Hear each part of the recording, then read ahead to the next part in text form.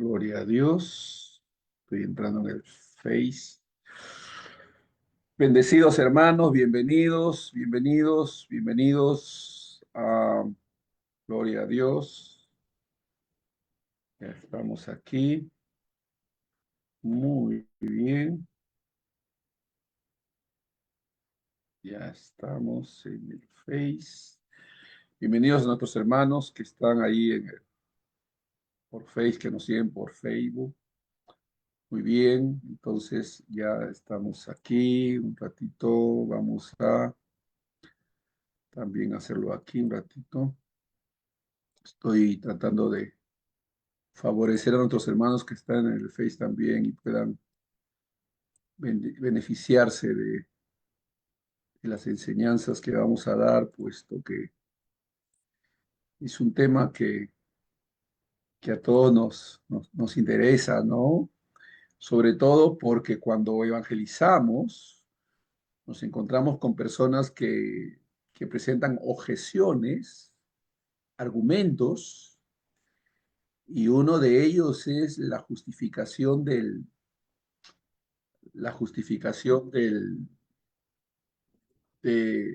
Señor en cuanto a la existencia del mal, ¿no?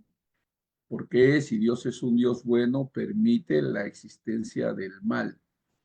Vamos a estar respondiendo a esa pregunta, a esa inquietud, desde varias perspectivas.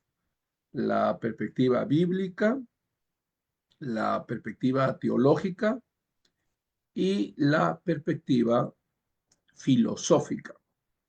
Vamos a procurar dar una respuesta a esta inquietud, a esta preocupación. Y no lo vamos a hacer desde el vacío, porque ya han habido personas, hermanos, gracias a Dios, que han abordado este tema y han sabido dar respuestas eh, tanto, tanto teológicas como bíblicas como filosóficas. Ahora, vamos a estar abordando el problema del mal y del sufrimiento. Una explicación bíblica, teológica y filosófica. Hablando del problema del mal, tenemos que entender que la existencia del mal en el mundo es un problema teológico complejo que ha sido abordado por diferentes tradiciones religiosas y filosóficas. La Biblia, en particular, ofrece una perspectiva distintiva sobre este tema, una perspectiva distintiva sobre este tema. Definamos el mal. En primer lugar, es importante definir qué se entiende por mal. En la Biblia, el mal se entiende como todo aquello que se opone a la voluntad de Dios y a su creación. Este es el significado bíblico directo en cuanto al mal.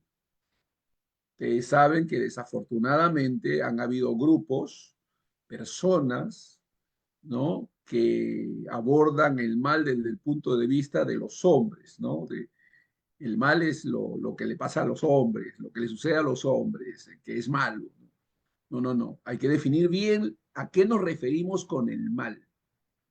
En la Biblia, el mal se entiende como todo aquello que se opone a la voluntad de Dios y a su creación. Esto incluye tanto el mal moral, lo que nosotros definimos como pecado, injusticia, etcétera, el mal moral, como el mal natural, los desastres naturales, las enfermedades, etcétera. Entonces estamos distinguiendo, en primer lugar, definiendo que el mal es todo aquello que se opone a la voluntad de Dios y a su creación. Y estamos distinguiendo entre el mal moral y el mal natural. Y la Biblia tiene respuesta para las dos, ¿no? El pecado La injusticia que se refiere al mal moral y los desastres naturales, las enfermedades, etcétera, que estamos hablando de males naturales. El asunto que a mucha gente le inquieta es el origen del mal, el origen del mal. Ahora, déjenme explicar el mal en cuanto a su origen. Permítanme decirles esto porque es fundamental, sobre todo para desarrollar un entendimiento bíblico de las cosas, un entendimiento bíblico, teológico de las cosas. La Biblia enseña que el mal no es una creación de Dios. Por cierto, cuando uno la escudriña, cuando uno la lee con profundidad, cuando uno considera el contexto, cuando uno profundiza en el estudio escritural bíblico, uno descubre que la Biblia precisamente enseña que el mal no es una creación de Dios, sino que se originó a partir del pecado de Adán y de Eva en el jardín del Edén. Estamos hablando del mal en relación al mundo, en relación a, a la tierra, ¿no? Este mal se origina en el pecado de Adán y Eva en el jardín del Edén. Entonces, el mal nunca procede o tiene su origen en el creador, siempre procede de las criaturas. Ojo con eso, ¿eh? El mal nunca procede ni se origina en el creador, siempre procede de las criaturas. O sea, Dios creó a los hombres con la posibilidad de pecar. Dios creó al hombre con la posibilidad. Dios pudo haber creado al hombre sin la posibilidad de pecar. Él es soberano, él pudo haberlo hecho. Pero Dios creó al hombre con la posibilidad de pecar. Es decir, con la posibilidad de que el mal sea introducido. Amén. Es importante porque cuando Dios permite algo, siempre lo permite con propósitos buenos. Eso es importante entender, porque Dios es intrínsecamente bueno. Dios es intrínsecamente bueno. La naturaleza de Dios es bondad absoluta. Dios es amor. La naturaleza de Dios es bondad absoluta. En Él no habita ningún mal.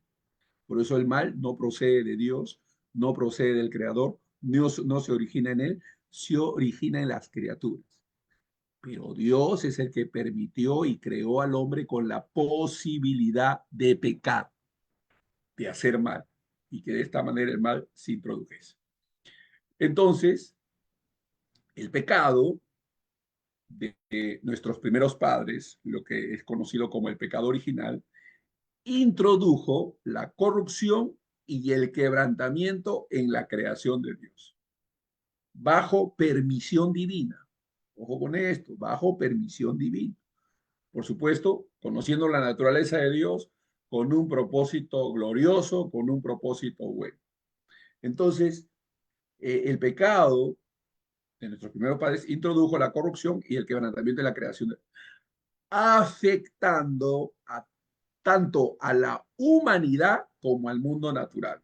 Es decir, este pecado original afectó a la humanidad y al mundo natural. Lo afectó. Esto es importante. Entonces, una de las cosas fundamentales, un aspecto clave de la Biblia es la doctrina de la soberanía de Dios, ¿no? Un aspecto clave de la Biblia es la doctrina de la soberanía de Dios. Esto significa que Dios tiene el control absoluto sobre todo lo que sucede en el mundo. Esto significa que Dios tiene el control absoluto sobre todo lo que sucede en el mundo, incluyendo el mal. O sea, que el mal no actúa, no procede, no se mueve de manera libre, absoluta. No, no, no. Dios controla, Dios restringe, Dios limita la acción del mal. Dios controla, Dios restringe, Dios limita la acción del mal. Dios es soberano y tiene el control absoluto, absoluto sobre todo lo que sucede en el mundo, incluyendo el mal. Sin embargo, repetimos, sin embargo, esto no implica que Dios sea el autor del mal, como lo hemos explicado previamente.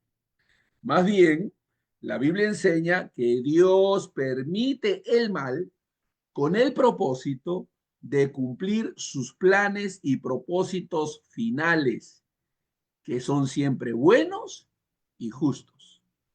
Permítanme repetir esto. La Biblia enseña que Dios permite el mal con el propósito de cumplir sus planes y propósitos finales, que son siempre buenos y justos. El mayor bien, el mayor bien, el bien más glorioso, el bien más extraordinario proferido por Dios, otorgado por Dios, está reflejado en la cruz del Calvario. Ojo con esto, creyentes, hijos de Dios, magnifiquemos la obra de Cristo en la cruz. Ojo con esto, magnifiquemos, como la Biblia lo hace, la obra de Cristo en la cruz. Ese es el mayor bien otorgado por Dios a los seres humanos. El mayor bien, el bien glorioso. Pero para que ese bien glorioso se diese, le precedieron una serie de acontecimientos malos. Hubieron una serie de acontecimientos malos previos para que este bien glorioso se manifestase. Ojo cómo Dios permitió precisamente que el mal fluyera, que el mal se expandiera, hasta que el mayor mal que el hombre hizo, que fue crucificado al Cristo de la gloria, redundase en el mayor bien para la humanidad, siendo que esta obra redime, salva, justifica al pecador. Alabado sea Dios. Dios es genial. Oh, insondable, dijo Pablo, la sabiduría de Dios. Oh, insondable, maravillosa e inescrutable la sabiduría de Dios. Así que déjenme repetir esto. Un aspecto clave de la Biblia es la doctrina de la soberanía de Dios. Esto significa que Dios tiene el control absoluto sobre todo lo que sucede en el mundo. Así la Biblia lo declara, incluyendo el mal. Sin embargo, lo dijimos, esto no implica que Dios sea el autor del mal, más bien, la Biblia enseña que Dios permite el mal con el propósito de cumplir sus planes y propósitos finales, que son siempre buenos y justos. Por eso la Biblia dice, y sabemos que los que aman a Dios, todas las cosas les ayudan a bien. Esto es a los que conforme a su propósito son llamados. El mal muchas veces es usado como prueba y disciplina. El mal muchas veces es usado como prueba y disciplina. La Biblia enseña que Dios utiliza el mal. Ya hemos visto, Él no es el originador, de Él no procede, el mal se manifiesta y obra a través de las criaturas, es en las criaturas que se origina, pero Dios usa como un medio para probar y disciplinar a sus hijos. El sufrimiento y las dificultades pueden fortalecer la fe. El sufrimiento y las dificultades pueden fortalecer la fe y el carácter de los creyentes, llevándolos a una mayor dependencia de Dios. Por eso la Biblia dice en Santiago, capítulo 1, versículo 3, versículo 2, amados, tened por sumo gozo cuando os halléis en diversas pruebas. No para que te goces por la prueba, sino que te goces en medio de las pruebas, sabiendo que la prueba de tu fe produce paciencia. Fíjense, el mayor bien produce paciencia, produce algo glorioso en nosotros. Entonces, no es que, no es que nos gocemos por las pruebas, sino que nos gocemos en medio de las pruebas, porque Dios es con nosotros, y si Dios es con nosotros, ¿quién contra nosotros? Dios está de nuestra parte. Estamos hablando a creyentes, a hijos de Dios. Así que el sufrimiento y las dificultades pueden fortalecer la fe, pueden ser instrumentos para fortalecer la fe y el carácter de los creyentes, llevándonos a una mayor dependencia de Dios. Ahora, ¿qué relación existe entre el mal y la gloria de Dios? ¿Qué relación existe entre el mal y la gloria de Dios? En última instancia, la Biblia afirma que Dios permite la existencia del mal para su propia gloria, porque a través del mal, Dios muestra su justicia al castigar precisamente el mal, al castigar el pecado, al castigar el mal, muestra su misericordia al ofrecer la salvación a los pecadores, a aquellos que hacen mal, y su poder al vencer sobre el mal. Entonces, Dios usa el mal para su propia gloria, porque a través del mal, Dios muestra su justicia, porque castiga el mal, Dios castiga el mal porque Él es justo. Dios muestra su misericordia al ofrecer salvación a los pecadores, a aquellos que hacen mal. Nosotros hemos hecho mal, Dios nos ha perdonado, y su poder vence sobre el mal. La Biblia dice que el mal se multiplicará, pero no dice que el mal reinará, porque donde abunda el pecado, sobreabunda la gracia. Donde abunda el pecado, sobreabunda la gracia. O sea, es importante darnos cuenta de eso. Ahora, este entendimiento, este conocimiento, tiene implicaciones prácticas. Este conocimiento, este entendimiento en cuanto al mal, tiene implicaciones prácticas, porque la perspectiva bíblica sobre el mal tiene importantes implicaciones para nuestras vidas como creyentes. Nos enseña a confiar en la soberanía de Dios en medio del sufrimiento. O sea, esta comprensión que estamos compartiendo, que estamos procurando entender acerca de lo que el mal es, nos permite desarrollar confianza en la soberanía de Dios en medio del sufrimiento. Nos ayuda a buscar de su gracia y fortaleza en tiempos de dificultad. Gloria a Dios. Y a trabajar por la justicia y la restauración de este mundo quebrantado. Entonces, nos hace colaboradores de Dios, porque dice la Biblia que toda buena dádiva desciende de lo alto del Padre de las luces. En Él no hay mal, en Él no hay sombra de variación, no hay nada injusto en Dios, no hay nada malo en Dios. De Él procede solo lo bueno. Alabado sea Dios. Aunque permita lo malo, pero lo malo nunca viene de Él, ni directa ni indirectamente. Permite. Pero no, esa permisión no hace que el mal sea independiente y pueda fluir sin ninguna restricción. No, Dios restringe el mal, lo limita y lo controla. Entonces, este entendimiento nos permite desarrollar confianza en la soberanía de Dios en medio de los sufrimientos y a buscar su gracia y fortaleza en tiempos de dificultad y a trabajar por la bendición de nuestro prójimo para ayudar y restaurar este mundo quebrantado a una comunión con Dios. Hay ejemplos bíblicos acerca de lo que significa esta obra.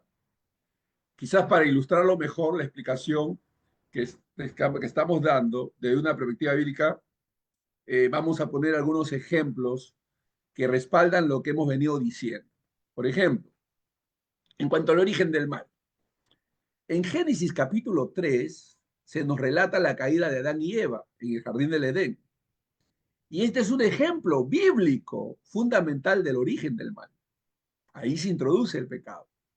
El relato de la caída de Adán y Eva. Estamos exceptuando y omitiendo a Satanás, a Lucifer, a Lucero, a Luzbel, ¿no? No, estamos omitiendo, ¿no? Estamos hablando de esta creación y partiendo desde Adán y Eva. porque ahí es como nosotros podemos comprender lo que se refiere a la humanidad, al hombre, ¿no? Lo que se refiere a la humanidad, al hombre. Entonces, en Génesis capítulo 3, cuando vemos este relato, ahí podemos encontrar el origen del mal.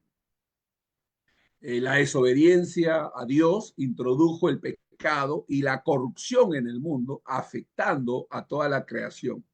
Es lo que hemos afirmado. En Génesis, cuando hablamos de cómo Dios usa el mal para cumplir sus propósitos, Génesis capítulo 50, versículo 20 puede ilustrarnos esto, puede mostrarnos lo que hemos venido afirmando. Por ejemplo, José, al hablar con sus hermanos que lo habían vendido como esclavo, dice: vosotros pensasteis mal contra mí, pero Dios lo encaminó a bien para hacer lo que vemos hoy, para mantener la vida de mucha gente. Ojo con la declaración de José.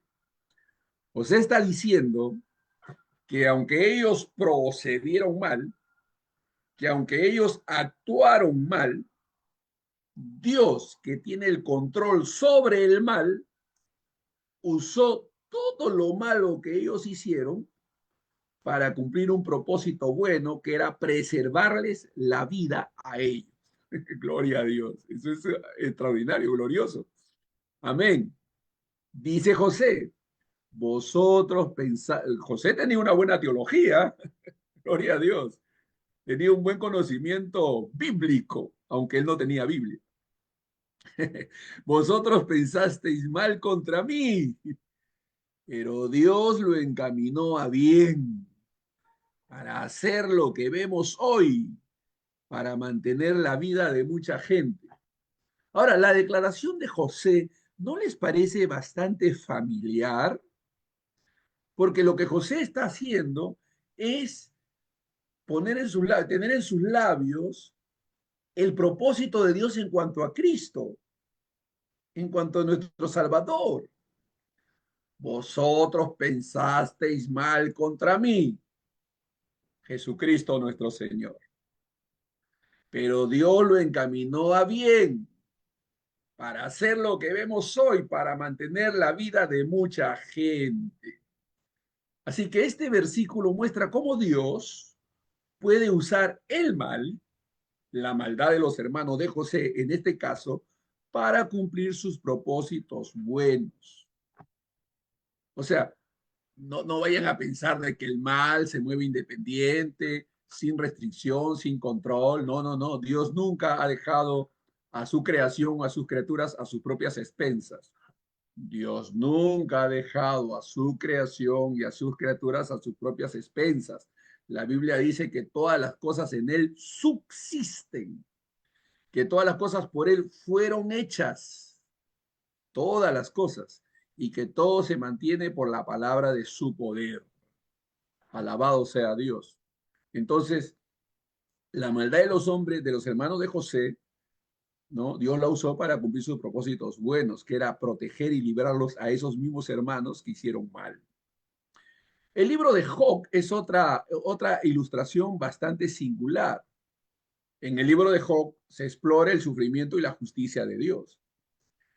A pesar de las terribles calamidades que Satanás le inflige a Job, Dios sigue siendo soberano.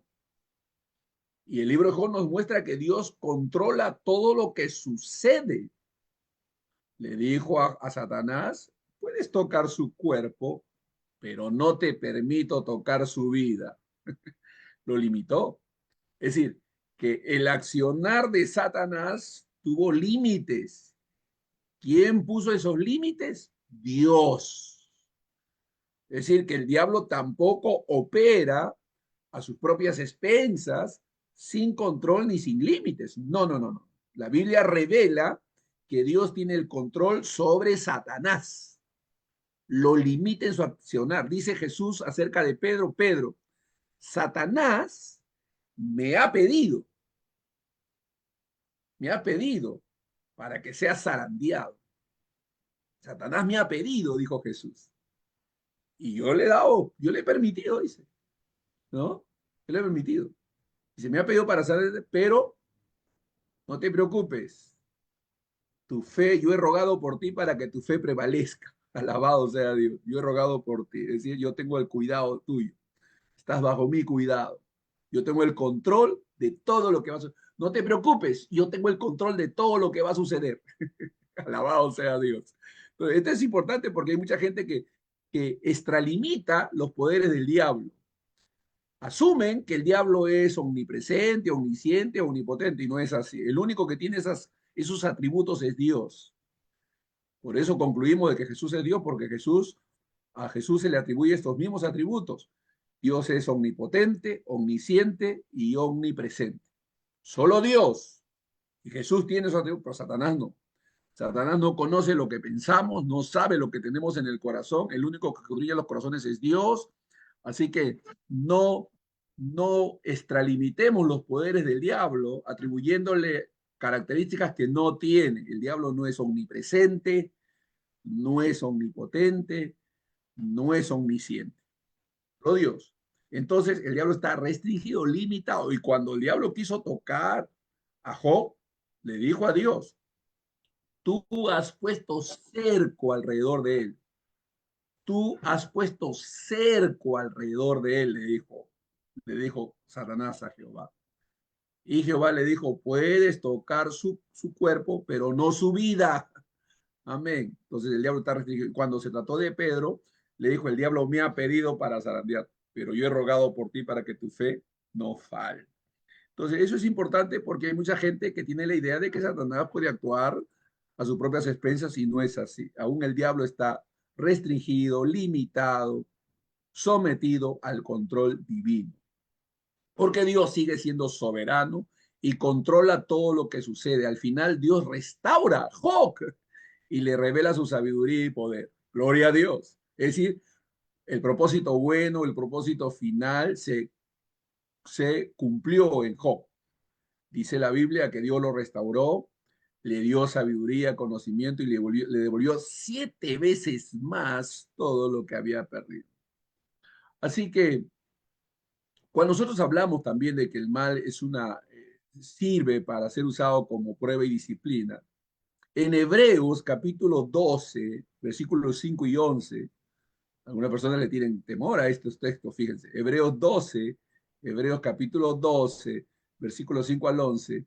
En este pasaje se habla del sufrimiento como disciplina paternal de Dios.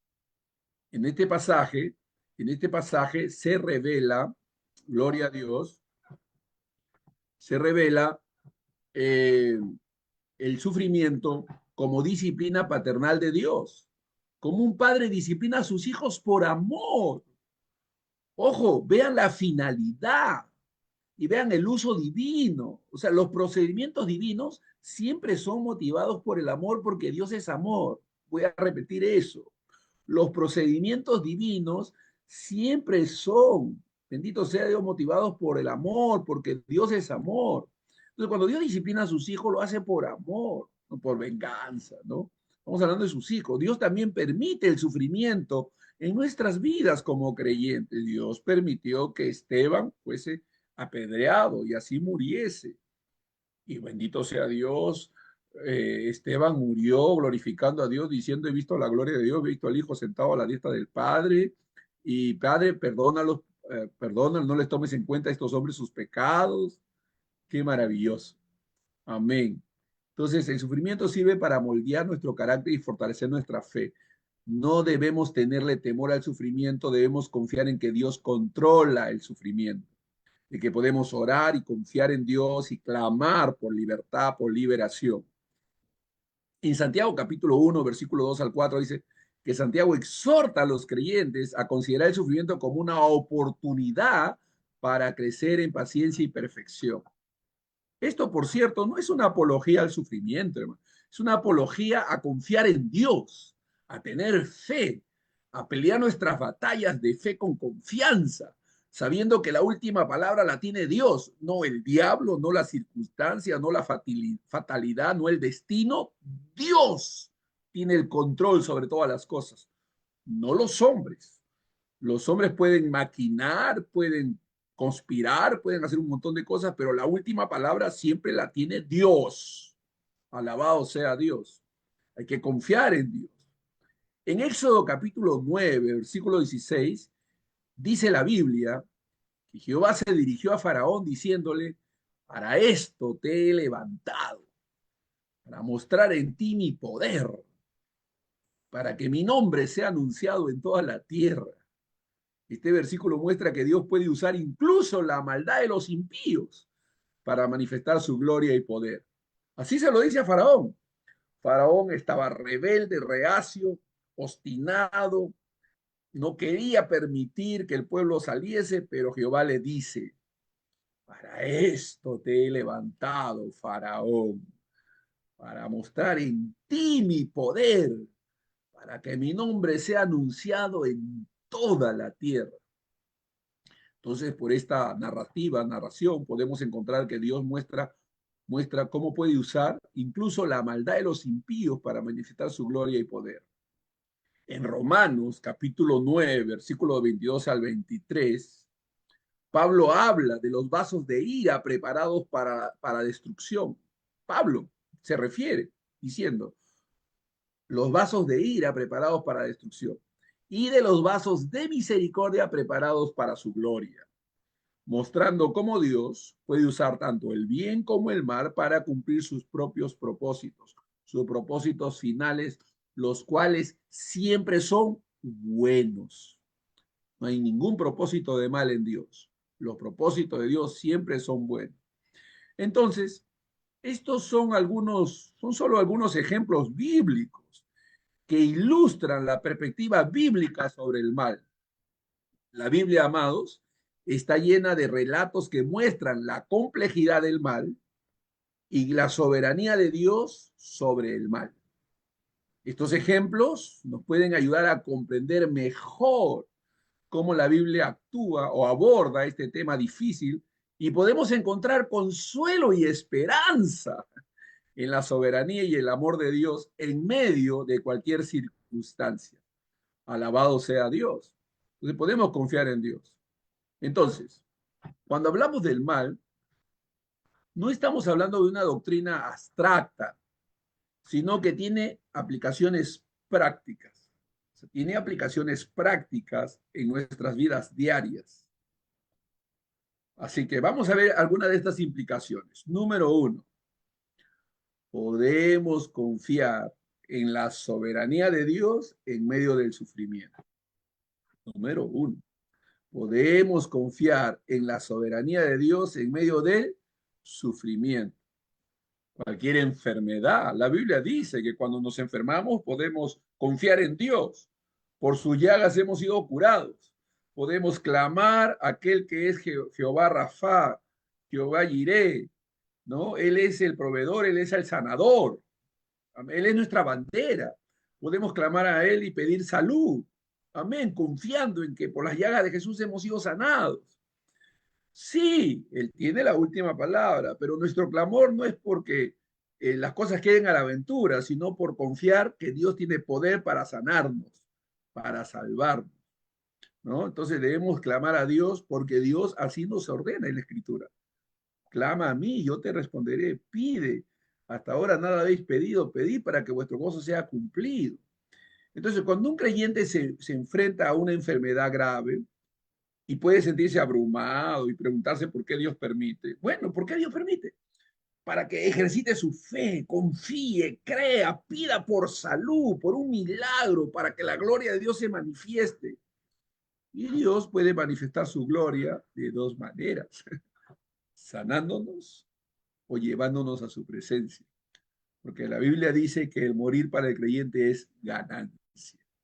Entonces, cualquiera que sea el resultado, siempre ganamos. Cualquiera que sea el resultado, siempre ganamos, porque aún muriendo ganamos. Dice la Biblia que morir es ganar. Para nosotros el vivir es Cristo y el morir es ganancia. Sea que vivamos, sea que muramos, del Señor somos.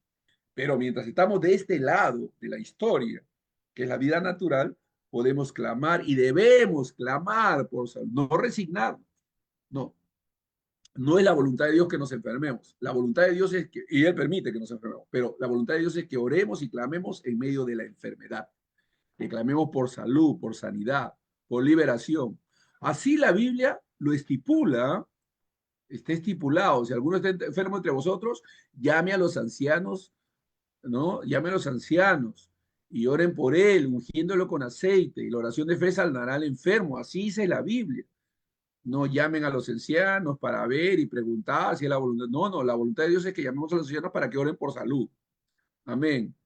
Por supuesto que la última palabra siempre la va a tener Dios, pero nuestra responsabilidad es orar por sanidad, por liberación, por prosperidad, por vida, por salvación. Eso es lo que la Biblia nos enseña y así debemos abordar la soberanía. La soberanía de Dios está revelada también en las Escrituras. Entonces, la soberanía de Dios no contradice la voluntad expresada por Dios en su palabra. Voy a repetir eso. La soberanía de Dios no contradice su voluntad expresada en su palabra, porque Dios y su palabra son uno, porque Dios y su palabra son uno. No, no hay contradicción entre la soberanía de Dios y su palabra que ha sido declarada y explícita. Amén. Entonces debemos confiar en Dios y en su palabra. El creyente puede confiar en que Dios estará en medio de cualquier sufrimiento y que puede usar cualquier situación o circunstancia para fortalecer nuestra fe y nuestro carácter. Gloria a Dios. Debemos mantenernos confiados en Dios. Vamos, cuando un creyente es desempleado, pierde el empleo, puede confiar en Dios y clamar y pedir por un nuevo empleo, ¿no? Nuestros hermanos que a veces están pasando situaciones, hay muchos creyentes que de manera ilegal están viviendo en los Estados Unidos.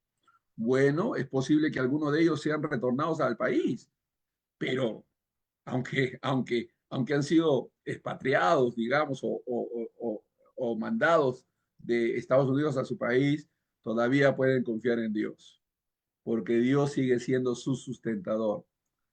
Y sabemos que los que aman a Dios, todas las cosas les ayudan a bien. Podemos clamar por el bien de Dios, por el mejor bien manifestado a través del Señor, de Dios. Entonces podemos confiar en Dios. A veces los conflictos en nuestras relaciones familiares o con amistades, a veces se presentan y son inevitables. Sin embargo, podemos clamar al Señor para buscar su gracia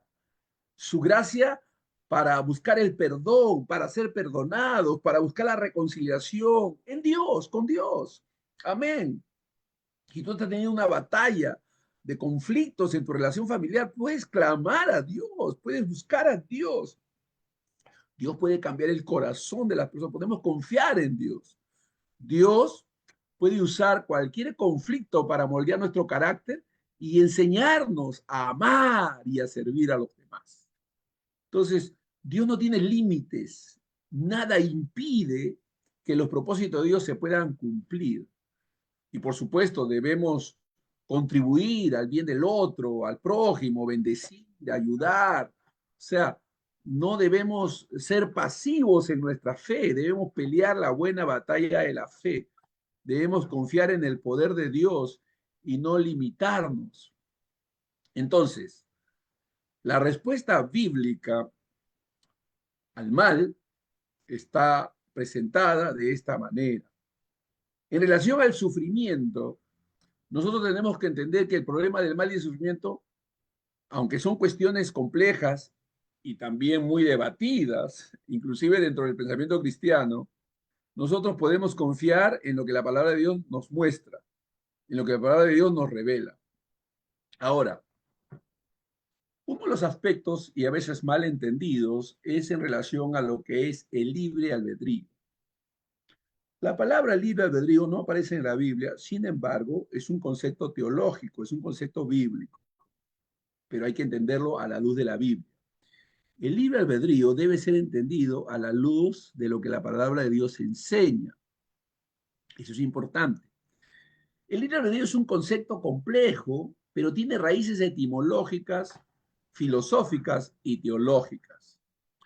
En relación a su origen etimológico, la palabra libre albedrío proviene del latín liber, que significa libre, y arbitrium, que significa juicio o decisión.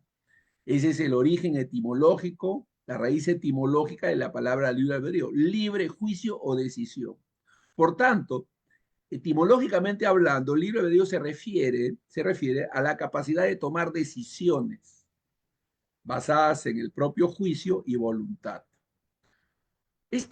La aparición de este término, ¿no?, se remonta a la antigua Grecia, no a la teología, sino se remonta a la antigua Grecia. Los filósofos comenzaron a cuestionar, de aquel tiempo, comenzaron a cuestionar si las acciones humanas estaban determinadas por el destino o si las personas tenían capacidad de elegir.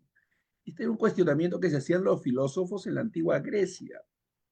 Entonces, de ahí nace su origen etimológico y la palabra etimológica en el latín. Desde el punto de vista teológico, hemos visto el punto de vista filosófico, así empieza en la antigua Grecia. Pero desde el punto de vista teológico, el libre albedrío se refiere a la capacidad que Dios ha dado a los seres humanos para elegir entre el bien y el mal. El bien y el mal en términos generales, ¿no? Porque existe un bien celestial, un bien espiritual, un bien puro, al cual no nos estamos refiriendo en este momento. Es elegir entre el bien y el mal en términos generales. Si vosotros siendo malos sabéis dar buenas dádivas a vuestros hijos, dijo Jesús. Si vosotros siendo malos sabéis dar buenas dádivas a vuestros hijos. Entonces, está diciendo, si vosotros siendo malos tenéis iniciativas buenas, hacen cosas buenas, ¿no? Pero cuando dice que vosotros siendo malos, está hablando de la esencia del ser humano, que es pecador, su naturaleza pecaminosa. Entonces, la Biblia enseña que los seres humanos son responsables por sus elecciones y que van a ser juzgados por ellas. Entonces, esto es muy importante, ¿no? Es muy importante. La Biblia enseña que los seres humanos son responsables de sus elecciones y que van a ser juzgados por ellas, ¿no? Pablo trata con este punto en Romanos, cuando habla de que mucha gente dice, pero si Dios es soberano, entonces yo qué culpa tengo, qué responsabilidad tengo. No, es que no están entendiendo que Dios es soberano y que el hombre es responsable. Dios es soberano, pero el hombre es responsable. Hay una responsabilidad que recae sobre el hombre. El hombre tiene la responsabilidad de elegir y va a ser juzgado por esas elecciones. La Biblia aborda la relación entre esta libertad que mencionamos y la omnisciencia o la omnipotencia de Dios. Nosotros pudiéramos preguntarnos, si Dios conoce todas las cosas, ¿cómo pueden los seres humanos tener libre albedrío? ¿No? El argumento bíblico es que la presencia de Dios no determina las elecciones humanas, sino que simplemente las conoce de antemano. Y Él, en realidad, permite que el hombre actúe en su plena libertad.